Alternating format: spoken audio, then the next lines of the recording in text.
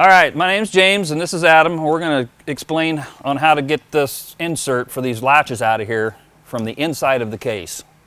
You're not always going to be able to do that, so we'll have another video following showing how to get it out from the outside of the case. But for now, we'll show you how to get it out from inside. Okay, when you're taking these inside of these rivets out of here, you're going to want to go nice and slow because that rivet in the metal will burn and then you'll never get it out of there. So nice and slow.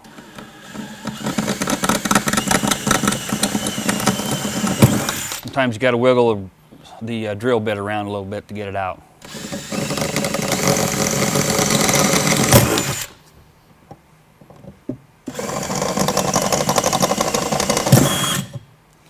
Okay, now we're going to put the new one in there, and we will be sending you this stuff in a kit. We'll have the rivets and the latch replacement already in there. So this is what just came out of there.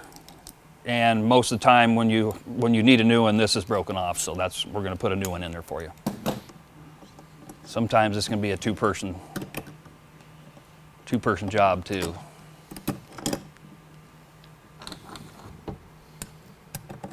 I'm going to go ahead and hit one. Get the other three in there and pop them, and you have a new insert.